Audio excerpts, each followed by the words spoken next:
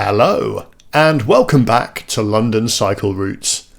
Today I'll be showing you how to cycle from Bethnal Green in East London to Walthamstow in North East London. This ride takes about 35 minutes and you can do the whole thing on quiet streets and protected cycle lanes. By public transport, the same journey also takes around 35 minutes, so cycling is a great option to make this trip. If you find this video useful or you just enjoy watching it, then please don't forget to subscribe to the channel, as I try to post new videos just like it every week. I'd also like to say a huge thank you to everyone who supports the channel on Patreon. If you'd like to contribute too, then you can find a link in the description below the video. Alright, let's get going. So we're starting on Bethnal Green Road and we're going to turn around and head down Squirries Street. This takes us north towards the Bethnal Green low traffic neighbourhood where traffic levels are lower, creating a nice environment for calm cycling. Most of the traffic filters around here which make the area calm were put in by Tower Hamlets Council during the pandemic, though this one here on Dorrant Street looks a little bit older and works with the new ones to keep the area quiet. The new council administration in Tower Hamlets has actually talked about removing the filters, but it's been a good few years and they're still here. They don't seem to have got around to it. I hope that they remain because they really do open up a lot of pleasant low traffic routes in the area, both north-south, which we're using today, but also east-west. As you can see, our route today also has some off-street sections, including this one through Ion Square Gardens and using a cycle crossing on Columbia Road to get over Hackney Road. I'm a big fan of this next bit, which goes on Goldsmiths Row. This is a street in Hackney and it's completely car free, or at least this section of it is. You can see here that we pass through some bollards and there's actually no way of driving to this part of the street. There's another set of bollards at the end which pretty much turn it into a large cycle path. That's different from the usual approach taken in a low traffic neighbourhood where you'd usually only have one set of bollards with access retained, but the double bollards with the total removing of parking there is a nice treat and I'd love to see it in more places where possible. The current street treatment on that section actually dates from 2011 and as you can see it's a really popular cycle route, and notably it's the site of the UK's first cycle counter with a display showing the number of people riding through, so that claim is backed up not just by your eyes but also data. On the left, by the way, we just passed the new bus gate on Wiston Road which Hackney put in this summer. This has the effect of totally removing through traffic from the open bit of Goldsmiths Road too, along with other streets in the area, so this is a cycle route that is always improving. When I cycled through there in the summer, compliance from drivers was pretty poor, but hopefully that's improved now that it's been in for a few months. Now, Broadway Market, which we're in now, is a really nice cycle route when it's available, but obviously it does sometimes have a market on it and the street is understandably closed to people riding at that time. It gets very busy when the market's in session on weekends and you wouldn't want to even dismount and wheel your bike through, it is really that crowded. The best alternative is to use Sheep Lane, which runs parallel to the east of Broadway Market when the thing is in session. If you need a little bit of help finding your bearings, then you can always check out the free map of the route, which I do for all my videos. The one for this video is linked in the description and it's still being hosted on a website called Komoot. You can either look at it on the website or you can download a GPX file and use it on your app or device or whatever if you need a little bit of help while you are cycling. On the floor here you'll see an arrow with the word C27 written on it just here. That is your cue not to miss this turning into London Lane. For the next part of this route we're actually going to be following C27, which stands for Cycleway 27, and it's a signposted TfL route. If you've ever cycled around Hackney and wondered how to bypass Mare Street, which is really busy and horrible to cycle on, C27 and following the signs for C27 is the best way to do it. It includes this little nifty crossing of Mare Street with this weird sort of cycle cage, And yeah, it's a little bit wiggly and there are some bits that aren't great, which I'm going to point out, but it's all safe and traffic free, which Mare Street definitely is not. For now though, let's admire this cosy little alleyway that is Lime Grove, which I think is just really cute. It is a little bit on the narrow side though, so do take it easy, especially if someone's left a load of big boxes in the way, and make sure you give way to any pedestrians. A lot of Cycleway 27 is on streets like this, which are relatively quiet back streets that are quite ordinary but kept quiet by filters like this. Interestingly, this area, although it resembles a low traffic neighbourhood, is not actually an official Hackney low traffic neighbourhood. I believe the filters were actually put in piecemeal, bit by bit and one at a time, until the whole area was actually quietened down. Someone might be able to correct me on that, but I think the effect was overall similar. And generally there isn't any through traffic on these streets, just delivery vans like that one there and people accessing properties.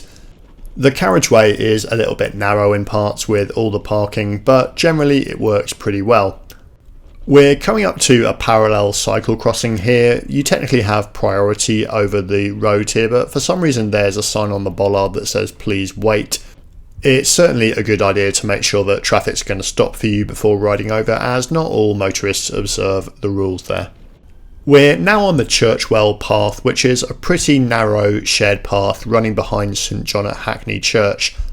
This is probably the weakest part of this part of Cycleway 27. You can see that it is quite narrow and it's probably not a particularly pleasant place to walk down with bikes nipping up and down it. Do take it carefully and be really courteous to pedestrians.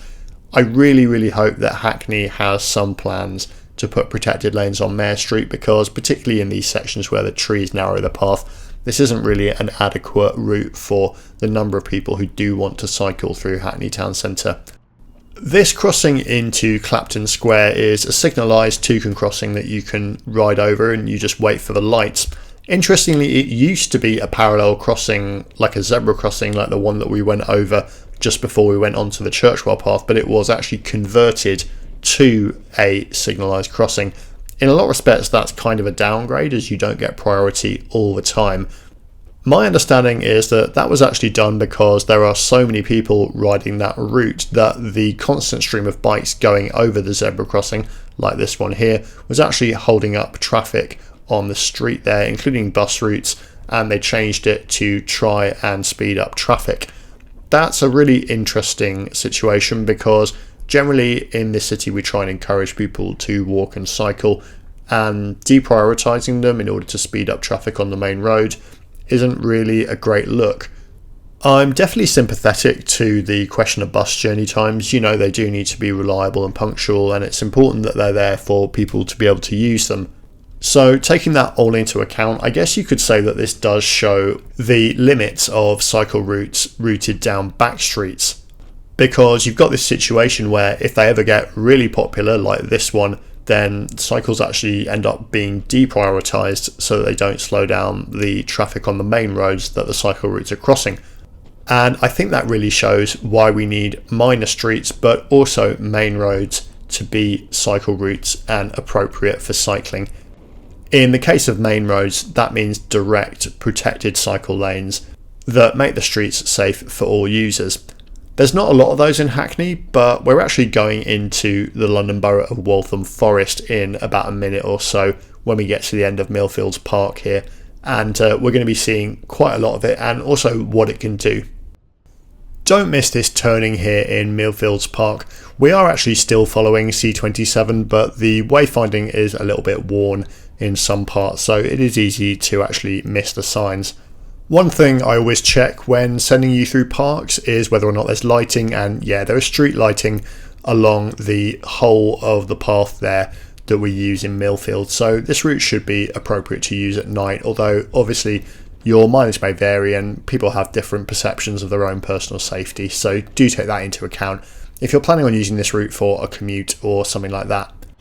We want to go right here down Lea Bridge Road, and that means crossing the street using this toucan crossing to get to the other side of this curb and the bridge, where there is a cycle path which is shared over the bridge but quickly turns into our own protected cycle path heading straight down Lea Bridge Road. The cycle lanes on this road are what are called with flow cycle tracks, so there's actually another lane on the opposite side of the road if you're doing this route in the opposite direction. I'm a big fan of how Waltham Forest has used different coloured tarmac on the cycle track here. The cycle track's red, whereas the pedestrian bit is in a buff colour, and it really makes it clear to those pedestrians when the path runs next to the cycle lane where they should be standing. You really rarely see people actually walking in the cycle path here. It's pretty well engineered. Strangely, Waltham Forest seems to have actually stopped using the red surface on some of its newer cycle paths.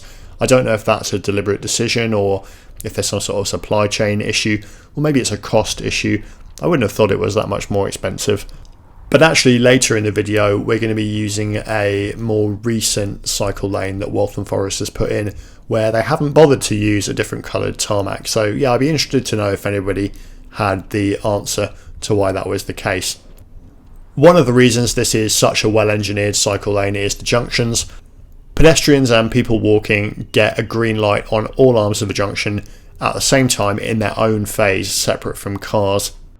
We're just going straight on here, so the benefit for us is that there won't be any cars turning across us, but there are even bigger benefits if you wanted to, say, make a right turn, as you could go straight on and then immediately turn right in the same phase, and you wouldn't have to interact with any traffic. The design is absolutely fantastic for walking and cycling. The reason it doesn't get used that often is because it requires time in the signal phases to be reallocated to people walking and cycling, simply because you have to have an extra phase in the traffic lights, and that can sometimes mean that people driving can have to wait a little bit longer at the lights. The design is spreading though, and the London Borough of Newham is actually building some junctions like this along the Romford Road corridor, and Camden and Islington are also planning some on York Way. They recently consulted on that. It is by far the most comfortable junction design for cycling, and I really hope that it continues to proliferate. There's another one just here, and it works exactly the same with a simultaneous green on all arms for pedestrians and cycles.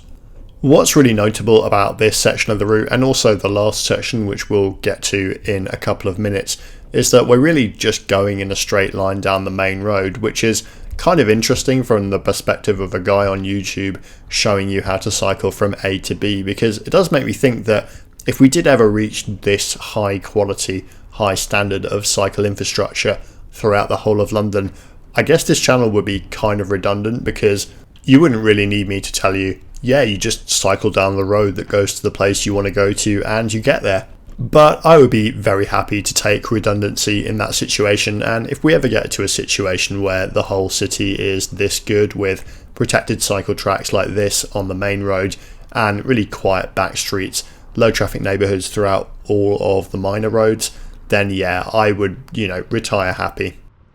Unfortunately, although a lot of progress has been made in the last decade, we are still a pretty long way off, so I think that if you're enjoying these videos, don't worry, there's going to be plenty more of them to come, and I'll keep documenting new infrastructure as it comes out.